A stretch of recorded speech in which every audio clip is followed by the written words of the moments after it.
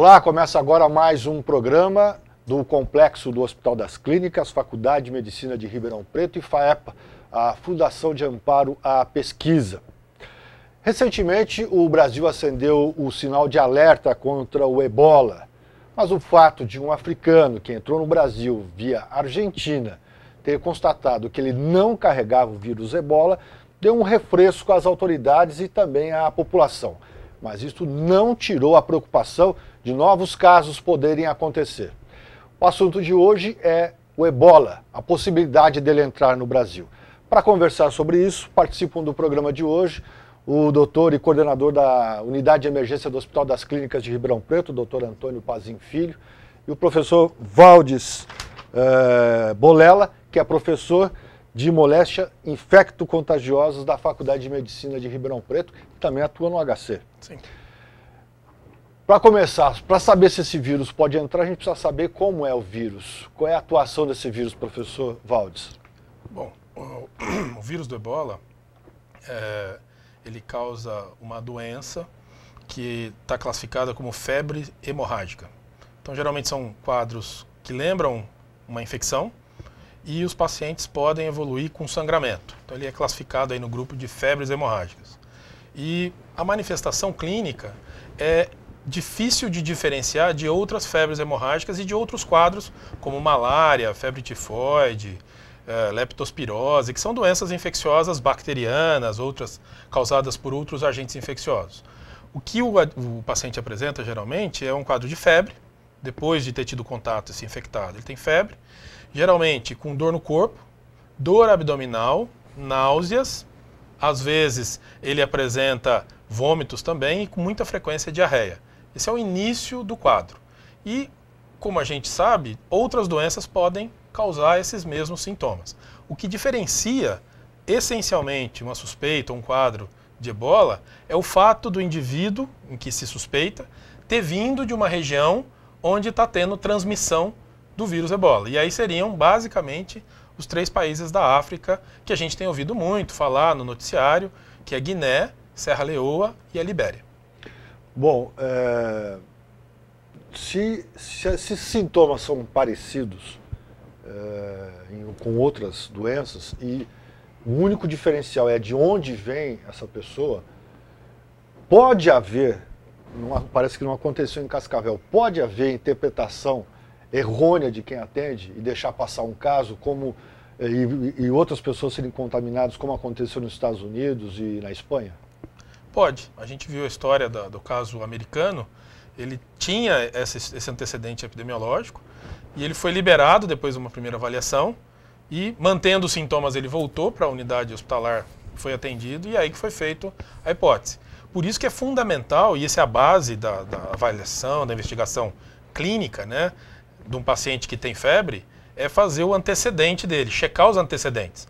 Por exemplo, um antecedente que está muito associado com febre é a viagem para áreas de malária. Então, um dos riscos que a gente tem em Ribeirão, nós somos centro de referência para atendimento de malária. Os pacientes que vêm da África e que têm febre, eles costumam procurar o nosso ambulatório para poder ser atendidos com suspeita de malária. Então, este indivíduo, em tese, o diagnóstico é feito na medida que você tira a história dele e ele informa para você que teve numa área de transmissão de malária. Funciona exatamente da mesma forma. Se na história clínica, com esse quadro de febre, diarreia, na história clínica a gente investiga e ele esteve num desses 3 países ou teve contato com pessoas com doença que a origem seja um desses 3 países, ele já deve ser considerado um indivíduo com suspeita. E a partir da suspeita, algumas medidas são tomadas no sentido de fazer prevenção da transmissão. Então, essa é a orientação. É por contato com secreção. Basicamente, é interessante que, diferente de algumas outras doenças, por exemplo, a gripe, né, que é um vírus também que a gente conhece bastante, em 2009 a gente teve a pandemia do H1N1, você tem transmissão da gripe antes do indivíduo começar a ter sintomas. No caso do ebola, ele só começa a transmitir depois que ele adoece. Então não existe, até o momento, do que se sabe, transmissão do vírus no período que a gente chama de aquele período de incubação entre ter sido infectado até manifestar a doença, que varia de 2 a 21 dias. Então eu posso ficar, depois de infectado, até 3 semanas sem ter manifestação clínica nenhuma. Nesse período não há transmissão. Quando eu começo a ter febre, quando eu começo a ter diarreia, quando eventualmente eu começo a ter manifestações de sangramento, esse é o período de maior transmissibilidade. E como a gente viu nos casos descritos na África, mesmo depois que o indivíduo vai a óbito, e aí faz todo aquele preparo para poder preparar o corpo, né, do indivíduo que faleceu para fazer o sepultamento, nessa fase também há risco de transmissão. Então o indivíduo tem que ter doença. Bom, o senhor contou para nós como é a transmissão humana. Mas como é que é a transmissão para o humano? Nem tudo está esclarecido, mas aparentemente, pelo menos o que tem de conhecimento até agora sobre o ebola, ele tem um ciclo silvestre, que a gente chama, que é nos animais na floresta, isso nas regiões da África e da Ásia principalmente, e tem um morcego, uma espécie de morcego, que não se alimenta de sangue, ele se alimenta de frutas. O vírus é encontrado nesses morcegos. E ele pode transmitir isso para outros animais e, eventualmente, e por hábitos alimentares daquelas populações, eles vivem de caça, as pessoas podem ou se alimentar eventualmente de morcego, que para nós é uma coisa absolutamente estranha, mas para algumas populações não é, ou eventualmente de um animal que foi infectado e chimpanzé, macacos, e é aí o homem ser infectado. Porque a doença ela vive num ambiente fora, o homem não está participando do ciclo do vírus, no ciclo selvagem do vírus. Quando isso chega para o homem, aí você pode ter transmissão interhumanos desta forma que eu tinha comentado anteriormente. Bom, o programa de hoje vai falar também sobre quais são os mecanismos que foram criados para que o Hospital das Clínicas, os hospitais ao redor do Hospital das Clínicas que fazem parte do complexo, possam atuar caso apareça um caso.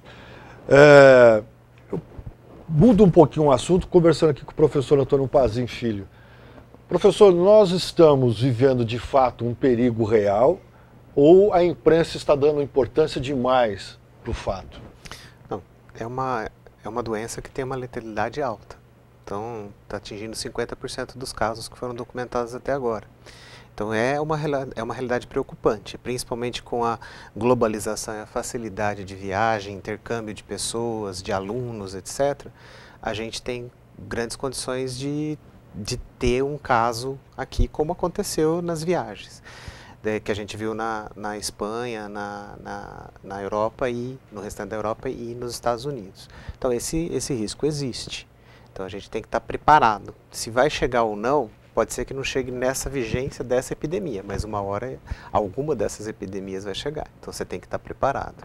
Então isso está levando as pessoas a deixar um esquema pronto para se a gente tiver alguma identificação de caso com essas características que o professor Valdes comentou. No caso do ebola, o senhor acabou de dizer que a letalidade é de quase 1 para 2 na África, né? Uhum. Tem tratamento? Tem cura? A cura não existe tratamento ainda conhecido, né? Não tem ainda estão em desenvolvimento de uma vacina. E o tratamento que a gente oferece é um tratamento de suporte, né, que a gente fala, que a gente se precisar de ajuda ventilatória vai ter, se precisar de reposição de volume por veia, essas coisas a gente consegue fazer e espera o próprio organismo reagir, né? Então esse tipo de tratamento é chamado de suporte, então você só mantém isso, mas não existe um tratamento específico e a vacina está em projeto de desenvolvimento. Bom, nós vamos para um intervalo. No próximo bloco, eu pesquisei aqui para fazer essa entrevista com os professores da Faculdade de Medicina de Ribeirão Preto e me assustei com alguns números que eu vou discutir com eles depois. O aeroporto de São Paulo, Guarulhos, recebe 250 mil pessoas dia. O Porto de Santos, só este ano, cerca de 500 mil pessoas. Quer dizer, é um volume. No ano, São Paulo, Guarulhos, recebe mais de 30 milhões de passageiros. É um volume enorme.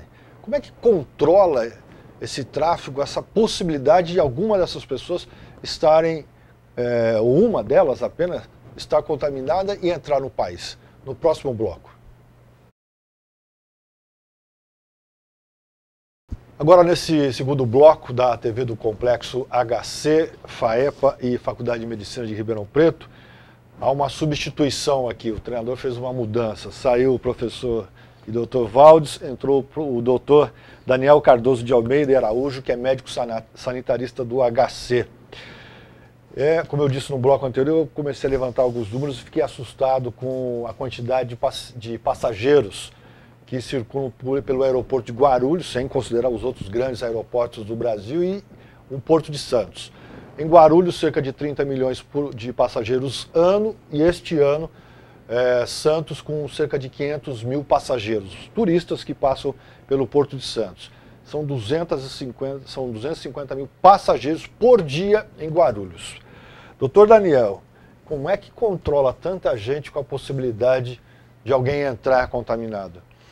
Realmente, isso é uma dificuldade que não é só o Brasil que enfrenta, né? Isso já vem sendo estudado já desde o final da década de 80, muitas vezes, em que nos países, essencialmente países desenvolvidos, né, os Estados Unidos e Europa, muitos dos seus viajantes que iam para países da região tropical voltavam doentes para os seus países de origem, né?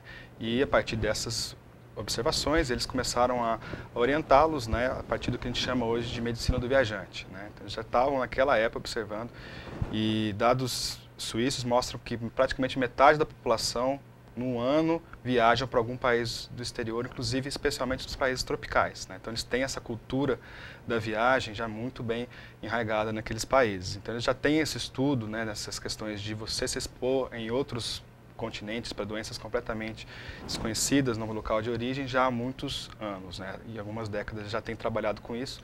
Até a OMS trabalha também dentro do Regulamento Sanitário Internacional, essas questões mesmo de como regular essas viagens, né? Quem pode viajar, quem não pode, o que você pode controlar dentro dessas viagens, para onde que você vai se expor ou não.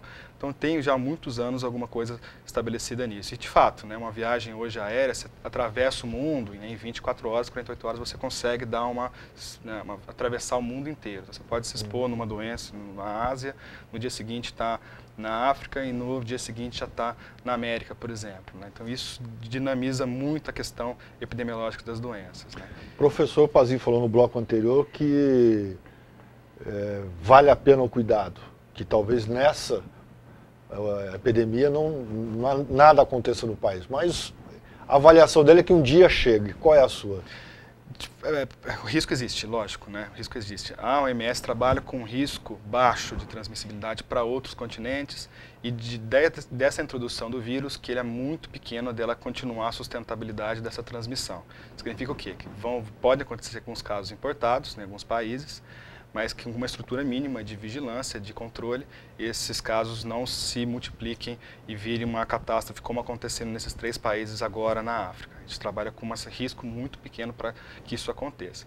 Mas casos importados, dada essa possibilidade de alguém, período de incubação, viajar nesses países, né, nós não temos um voo direto desses 3 países africanos para o Brasil, mas ele pode ir, por exemplo, para a África, para a Europa, e da Europa para o Brasil, por exemplo, ou para os Estados Unidos e os Estados Unidos do Brasil, no período de incubação, e adoecer no nosso país. Isso pode acontecer de fato, né? Tá. Uma pergunta para os dois, professor Pazin e o doutor Daniel. O Brasil, na avaliação dos senhores, melhor, antes do Brasil, houve negligência dos países desenvolvidos em tratar essa questão na África, na opinião do senhor? Que é uma crítica que eu ouço de que houve negligência.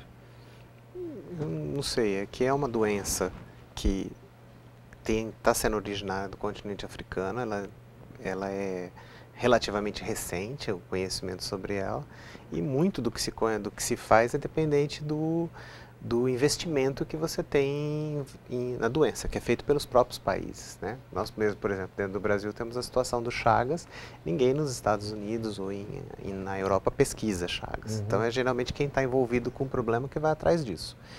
Mas, como se ela está adquirindo uma disseminação global, ela pode ter uma disseminação global, está tendo um interesse dos outros para eles terem a própria proteção. Então, agora eles estão fazendo um investimento nisso. A mostra disso é a tentativa de desenvolvimento da vacina para estar pronto para uso no próximo ano. Uhum. Né? Então, acho que, assim, negligência, não sei, acho que é uma palavra pesada, mas com certeza eles estão investindo agora porque é o interesse deles, né, nesse processo. E tem também um interesse de investimento nisso porque o ebola ele já serviu como arma terrorista, né, como bioterrorismo. exemplo do antraz, tal. Então as pessoas estão interessadas em conseguir esse tipo de controle. Antes de passar para o Dr. Daniel, essa possibilidade do ebola ser utilizado como arma arma química, né? Não, biológica. Uma arma biológica. Nesses 3 países o senhor não acredita? O senhor acha? Não. Lá foi uma questão da circulação do vírus mesmo, né? Não tem nada a ver isso daí, imagina. Tem outros alvos, né? Tem outros alvos muito mais importantes. E doutor Daniel, qual a sua opinião? Houve negligência ou uma palavra mais suave para explicar a posição dos países desenvolvidos em relação ao caso? Concordo com o professor Pazin nesse ponto, porque talvez a negligência seja uma palavra um pouco pesada. De fato, não teve uma posição da OMS, dos países desenvolvidos, da forma mais adequada. Isso realmente aconteceu. Isso que não, quem tem nos artigos, inclusive do New England, que são as equipes do Médicos Sem Fronteiras, que redigiram junto com a OMS, eles já vêm falando mais ou menos dessa questão do problema desde mais ou menos de março, abril, mais ou menos. Eles já têm colocado o potencial que aquele problema viria a acontecer, e é o que está acontecendo hoje, né, da possibilidade de uma epidemia sem precedentes, né? Eles já tinham alertado já mais ou menos naquele período. Talvez uma negligência nesse fato de não ter tido uma postura mais proativa, né, da comunidade internacional, não só dos países desenvolvidos, a comunidade internacional, da própria OMS, dada a limitação que a OMS também tem em termos de recursos, né, para poder atuar nesses países, né?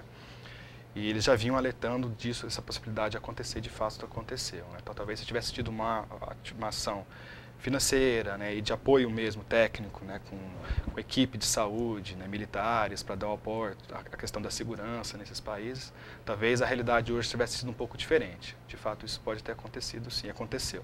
Poderia ter sido melhor conduzido desde o início pela comunidade internacional. Mas isso não é só do ebola, isso tem vários outros problemas que acontecem similar, talvez até mais impactantes que o ebola, né? Que não é uma doença nova, né?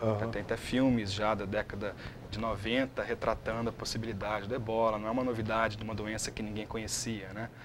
É que ela acontecia, sempre aconteceu em pequenas populações isoladas pela floresta, e que 300, 400 pessoas se infectavam, né? A maioria delas morriam, e que não se mantinha a transmissão da doença. A primeira é de 76? 76, exatamente. 76. Então foi uma epidemia que aconteceu concomitantemente no Congo, né, na antiga República do Zaire, hoje atual Congo, e no Sudão.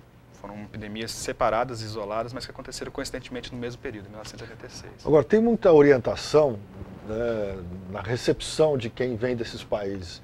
E qual é a orientação, se é que tem, tanto do Hospital das Clínicas quanto da USP, para profissionais das instituições que vão para esses locais ou vão fazer alguma viagem para a África, independente de ser esses 3 países? Tem alguma orientação? O que a OMS recomenda, na verdade, próximo do que o CDC recomenda, eles a princípio não limitam o transporte nem de mercadoria nem de pessoas para esses países. Mas a minha recomendação para que evite nesse período agora, né, de alta transmissibilidade nesses países, que se evite a viagem desnecessária para lá. A não ser que seja uma viagem muito importante, inevitável, que não é a nossa rotina, né? Praticamente, eu desconheço pelo menos atividades oficiais do país com esses 3 países que estão sendo acometidos. Eu desconheço, talvez missionários pontuais, mas que não são da nossa rotina aqui dentro da nossa realidade.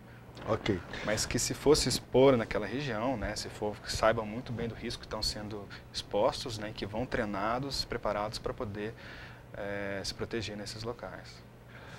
Bom, venceu aqui o segundo bloco, nós vamos para o terceiro, quando o professor Pazin e o doutor Daniel vão falar sobre os trabalhos que foram, os mecanismos que foram criados no Brasil, no estado de São Paulo e também no Complexo HC, para, caso haja um suspeito, quais são as ações que devem ser tomadas.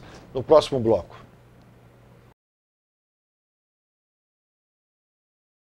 Este é o terceiro e último bloco. O assunto de hoje é o ebola. Pergunta ao doutor Daniel. Quais foram as ações de governo criadas para impedir ou atender se alguém de fato entrar no país contaminado? Exatamente como você já tinha falado anteriormente, né, como que é a questão dos viajantes que vêm, né, possivelmente, né, contaminados e poderiam adoecer aqui. Já a OMS já trabalha já há um tempo, né, na SARS ficou muito claro isso. A SARS é a gripe aviária? Não, é a síndrome respiratória aguda grave associada a um coronavírus. Foi em 2003 que tiveram casos na China, depois espalhou para outros países do mundo, especialmente no Canadá, né? E que não foi uma catástrofe, né, como todo mundo estava esperando que poderia ser, mas que foi um aprendizado muito grande para a humanidade em termos de como lidar com uma doença nova, grave, né, e não tão transmissível, mas que causou muitos problemas, né? E o que ficou claro lá é que os países não conseguiam identificar na entrada do país, na entrada, um caso suspeito. Né? Gastou-se muito nisso, mas não se impediu a entrada, por exemplo, no Canadá. E aí eles viram que efetivamente o que vale é na saída, por exemplo, que é o que a OMS está fazendo hoje nesses 3 países. Né? Quem está saindo desses países, né, eles avaliam se tem febre, se teve contato com caso suspeito, para poder verificar se esses pacientes não é um fator de risco, né, de desenvolver a doença num outro país. Isso funciona. O país, como muitos países hoje, né, como os americanos, tem muita gente discutindo se fazer isso, né, aumentar completamente a questão da introdução, da entrada do viajante, né, ali tentar detectar, já tem evidências mostrando que isso é extremamente custoso e não efetivo. Né? O custo efetivo dela é muito baixo. Né? Então, sabe-se que, possivelmente, alguém contaminado vai entrar no país e pode se desenvolver nesse país, já se sabe. O que se prepara nesse sentido, então? Lógico que os aeroportos e os portos vão estar preparados para poder verificar se alguém é doente, né? E se é definição de caso, se ele é um caso suspeito de ebola, vai ser imediatamente encaminhado para o hospital de referência. Né? Os aeroportos e portos estão se preparando minimamente para isso. Mas não é esse o ponto principal. O ponto principal é os serviços de saúde, né, em que um caso sintomático proveniente desses países seja detectado rapidamente como caso suspeito. Né? Os serviços de saúde públicos e privados. Né? Esse indivíduo que viaja para fora, que tem contato com algum paciente doente, ele pode procurar o serviço privado, inclusive. Né? Às vezes eles têm até mais condições para comprar um serviço de saúde privado. Então, não necessariamente ele vai procurar um serviço público. Né? Então, todos os serviços têm que estar preparados para detectar rapidamente um caso suspeito. Né? E estão? Em geral, não se precisa de muita coisa para poder estar preparado. Né? O principal é o alerta, que é o que a gente está fazendo agora, né? Gerando essas informações para que o profissional de saúde, não só o médico, né? Qualquer profissional de saúde, na triagem, nas avaliações desses pacientes, verifique febre, né? Nos últimos 21 dias, se deslocou desse país ou teve contato com algum outro paciente suspeito de ebola, em qualquer outro local do mundo, ele vai ser um caso suspeito. Ele vai ter que ser colocado num lugar adequado, né? Numa sala adequada, de preferência num leito de isolamento, e notificada a vigilância epidemiológica imediatamente para poder transportar esse paciente o mais rápido possível para o hospital de referência, que no nosso estado, aqui no estado de São Paulo, é o Hospital de Infectologia Emílio Ribas, na capital. Né? Tá. Lá é o nosso hospital de referência. Professor Pazinho, ele deu um parâmetro nacional. No Hospital das Clínicas, segue mesmo esse mesmo padrão ou segue esse padrão e mais um pouco? Não, as orientações estão sendo conjuntas entre o que é o Ministério, a Secretaria de Saúde do Estado e aqui. Então, eles dão diretrizes e a gente adapta essas diretrizes à realidade local.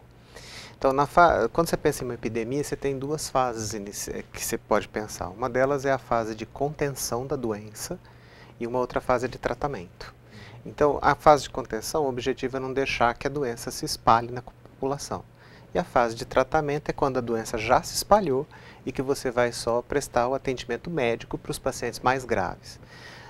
Nós estamos nessa fase de contenção. Nesse ponto, cada pessoa que procurar um serviço de saúde no estado, com as características epidemiológicas que o Dr. Daniel comentou, a orientação é que ele fique neste serviço, não seja transportado para outros, e que essa pessoa vai ser coletada, vai ser transportada pelo Estado para o Hospital Emílio Ribas. Então, a ideia é que a pessoa fique o menos possível nesse local, seja transportada inclusive com equipamentos especiais como marca-bolha, por exemplo, em que você coloca a pessoa lá dentro e isola completamente para facilitar o transporte, e que não se tenha nenhum tipo de coleta de exames, de manipulação, né, desnecessária do paciente. Isso que o senhor está falando, para quem está assistindo não é do meio, acho que é importante. Se alguém chega aqui no Hospital das Clínicas com as suspeitas, todos aquilo que o professor Valdes falou no primeiro bloco, associado à origem, chegou aqui no HC. Ele vai ficar isolado aqui no HC, vai ser acionada a vigilância epidemiológica, que vai entrar em contato com o Estado, e vai vir, eles vão vir pegar esse paciente e transportar para Emílio Ribas, em São Paulo. E ele vai ficar lá em quarentena até que se faça os exames laboratoriais para confirmar que ele teve realmente contato, que ele tem o vírus realmente. Então, a primeira fase é uma definição epidemiológica, onde é a questão de febre mais a origem da onde ele veio. A segunda fase é isso é um caso suspeito, a confirmação vai se dar se você tiver a análise do sangue do indivíduo que mostra que ele teve contato realmente com o vírus. Então, isso vai ser feito lá em São Paulo. Aqui ele só vai ficar isolado, por exemplo, se ele chegou na UBDS do Castelo, alguma UBDS de Ribeirão Preto, ele permanece naquela UBDS, não vai seguir o fluxo de regulação normal que ele viria para o HC ou para a unidade de emergência. Ele fica lá, a vigilância vai buscar esse paciente lá e levar para São Paulo. Essa é a primeira fase de contenção, porque lá o hospital está muito mais preparado para lidar com esses descartes de secreção, que seria, você vai ter que coletar sangue, coletar urina, vai passar soro nas pessoas, tal. Então ele fica lá, você tem condição de tratar esse resíduo, de desprezar esse resíduo de forma que não tenha contato e não tenha transmissão para outras pessoas. Professor, o que eu li, vocês podem confirmar ou não, é de que Cascavel teve uma boa ação. O serviço municipal, pode ser que eu esteja enganado.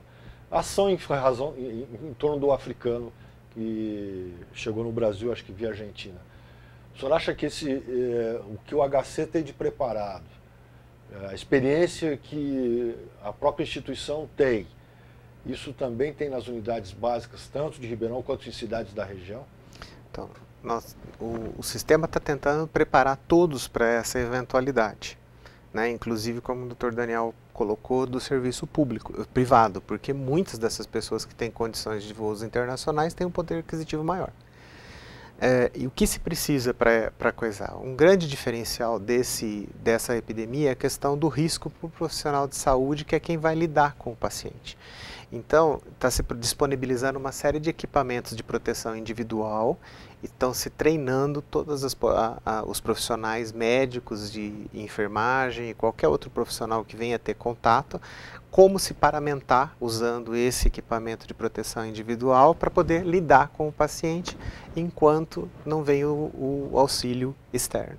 Então isso tudo são medidas que o hospital está tomando e que está sendo reproduzidas em outros serviços. Aí fica a responsabilidade do município e da Secretaria Estadual de Saúde no gerenciamento de outras unidades.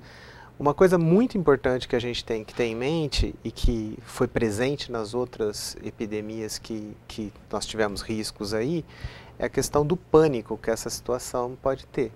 Então, no caso, Cascavel, eu acho que eles agiram corretamente, porque é melhor você pecar por excesso numa situação dessa do que você deixar passar um caso e espalhar para mais pessoas. Então, acho que foi uma conduta bastante adequada. E é isso que a gente está preparado para fazer até o momento.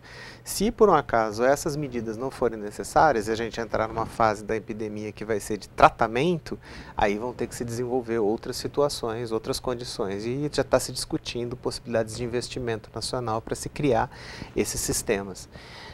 O importante é que a população de saúde que tiver contato com um caso suspeito tenha tranquilidade, calma, porque o pânico nessa hora é o que mais causa estragos. Né? É o que mais causa estragos. Então a gente está treinando a população nossa para que eles tenham segurança de atender o paciente e não fiquem em pânico e deixando a pessoa desassistida e o risco de exposição. Bom, doutor Daniel, encerro o programa com o senhor. O senhor encerra como esse programa sobre o Ebola? O que o senhor quer passar para quem assistir o programa? Bom, acho que o mais importante é que, dada essa possibilidade, né, considerando que o risco baixo, né, mas existe a possibilidade dessa introdução do vírus, né, em qualquer serviço de saúde, né, que todos estejam alertas para poder detectar rapidamente esse caso, né, e minimamente, né, usar o mínimo possível de manuseio desse paciente. Lógico que se ele precisar, você vai atendê-lo, não vai de forma alguma deixar de atendê-lo, mas sempre protegido, né, usando os EPIs adequados quando tiver que manusear esse paciente, mas o mínimo possível. Se o paciente estiver bem, não manusear o minimamente possível esse paciente. Assim, o paciente sendo encaminhado para um local para ser isolado, né, a vigilância vai buscar os seus comunicantes, vai investigar os seus comunicantes, para que aconteça como já aconteceu nos Estados Unidos, como aconteceu está acontecendo nos Estados Unidos, já está acontecendo na Espanha, alguns outros países da África, como Senegal, na Nigéria, em que alguns casos foram detectados, mas a vigilância foi capaz de traçar todos os seus comunicantes, isolá-los, caso algum tenha desenvolvido alguma doença, e bloquear a transmissão da doença. A gente sabe que essas medidas mais tradicionais em vigilância, em saúde pública, que é a detecção rápida dos casos, né, isolamento, né, desses casos, e a busca dos seus comunicantes é o suficiente para que impeça um problema maior de saúde pública, que potencialmente o ebola poderia causar. A gente sabe que isso vai ser o suficiente. Acho que isso dá uma certa segurança, né, de que essas medidas vão ser o suficientes para evitar um cenário mais complicado. Ok, eu agradeço aos professores Antônio Pazin, que participou aqui dos 3 blocos do programa de hoje, do professor Valdes, que participou no primeiro programa, e ao doutor Daniel. Os 3 fazem parte do Hospital das Clínicas, 2 deles da Faculdade de Medicina de Ribeirão Preto, falando sobre o ebola e como é que as autoridades estão trabalhando para tentar, primeiro, impedir que alguém entre com o contaminado. Depois, se caso isso acontecer, como é que se dará o tratamento. Obrigado aos 2, espero que nenhum caso apareça. Nós também. A TV do Complexo Hospital das Clínicas, Faculdade de Medicina de Ribeirão Preto e FAEPA fica por aqui. Obrigado pela sua atenção.